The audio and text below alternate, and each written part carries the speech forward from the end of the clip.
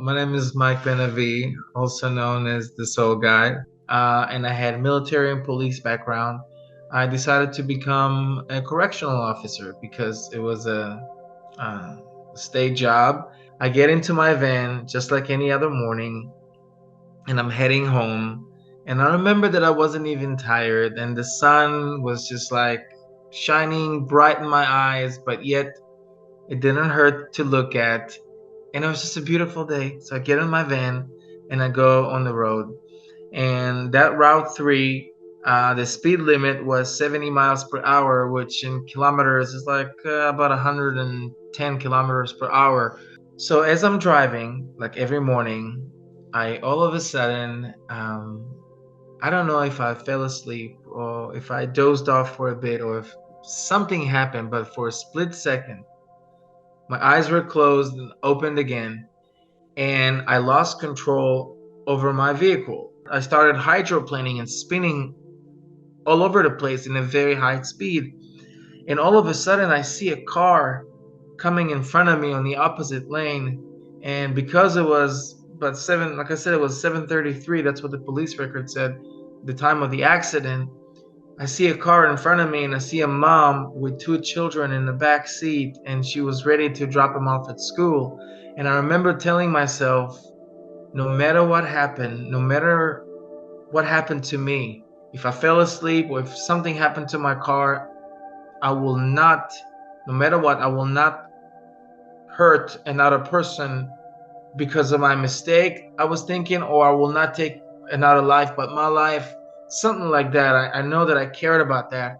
So with everything I had, I turned my wheel to the right, with every bit of strength I had, and the car reacted, and I see myself heading into this, until today I don't know what it was. It was a concrete wall, a divider, some sort of, the stuff that you have in between lanes. It's a little concrete divider, and it was on the right side, and I'm heading towards it, and I'm having the most amazing feeling I've ever had in my entire life. Not only was the most amazing feeling, it was the most unique feeling I've ever had in my entire life, because I've never felt something like that in the physical body. I didn't know something like that existed. It was just complete bliss, complete spiritual bliss. And I'll try to explain and to describe it.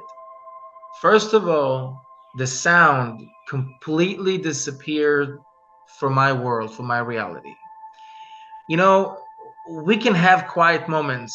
We can go to a library, we can go somewhere and do a test, in school or university, and we can make sure that it's quiet in there. But even that type of quiet is the loudest of noise comparing to the silence that I felt. It was such a peaceful quiet, out of this world. And of course, there's no sense of smell, there's no sense of touch, of course, there's no pain.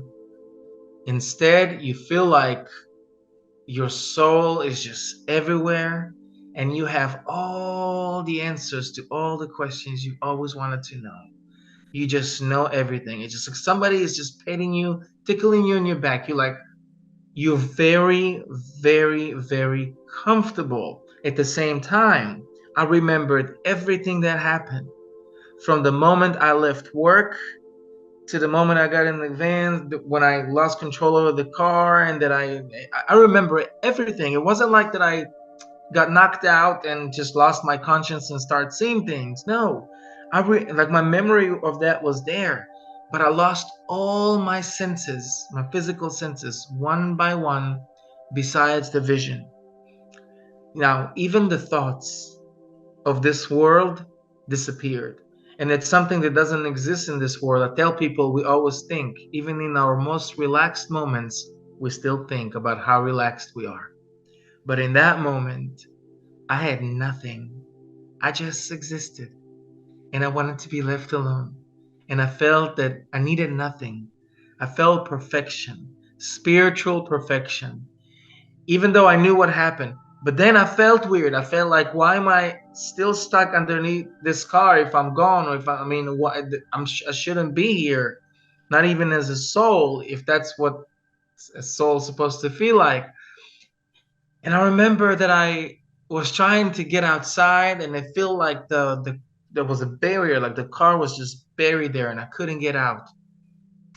And I'm looking, I'm upside down, and I'm looking outside the window, and the whole environment, this whole field, just looked foggy. It looked like it was a dream.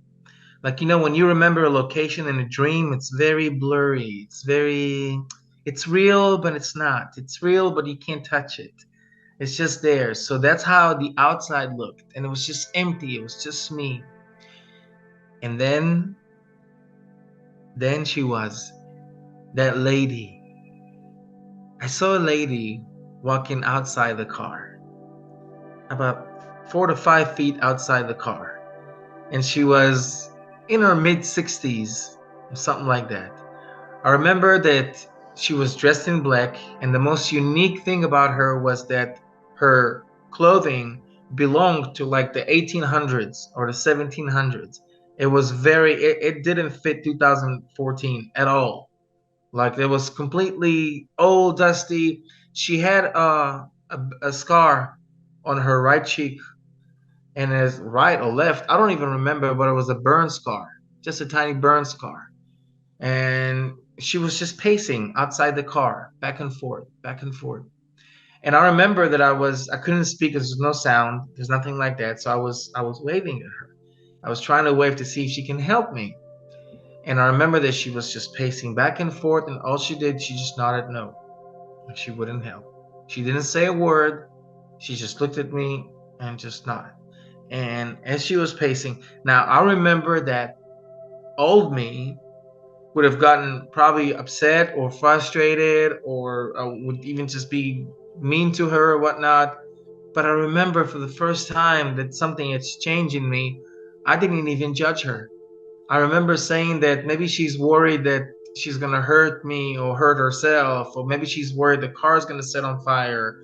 Maybe she doesn't want to do more damage than good. I remember not judging her. I didn't know who she was. She looked really strange.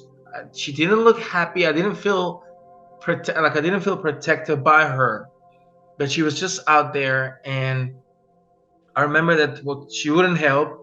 So I decided to close my eyes, and I'm like, I'm gonna just close my eyes, gather some more strength, and try to get out, or at least get out of that van. And I remember closing my eyes, and it wasn't even a split second before I opened it, and everything just came back to life. Just like you hit a play button on a movie that you just paused. Everything, the sounds, the car was still on, the radio was even on. There's like smoke and smells everywhere.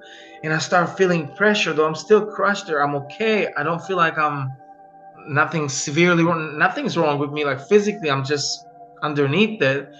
And I just hear screaming, and I look outside, and I see hundreds of people, if not more, and police cars and ambulances and people everywhere just looking from the distance, and even the media was there.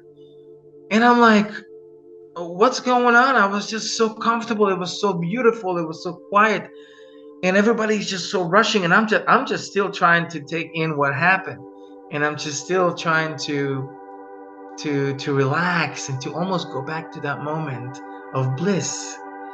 And I remember this paramedic just running to me. He's just tackling the car like a football player, and he's giving me an IV through the window, and he's screaming at me not to move. Even though I told him I'm okay, but he kept telling me, no, you're not okay. You think you're okay. Just don't move. I'm like, okay, I'm not going to move. So based on my experience, I believe that every spiritual awakening process, just like child's birth, is a transformation that involves a lot of pain, a lot of difficulties, a lot of challenges, sometimes even what we call suffering.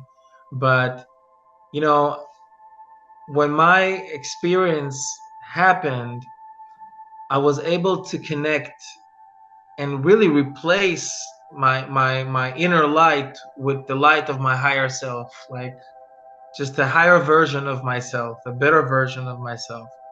that is completely different and freed from who I used to be came back.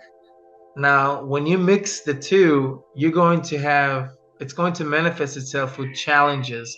So for 7 years, I had to fight. I had to completely fight the old character's life and lifestyle, and even circle, and to completely just refine myself who I was. Because you have to understand, when I came back, everything that I used to like back then, I dislike now, and vice versa. I was completely a different person. So from being completely materialistic, I went the other way. And it felt like in the beginning, my soul was just taken into so many different places. Like life threw me into so many random places, unexpected places I've never thought I'm going to be. But it was simply to help other souls. And it's almost like to see all layers in life.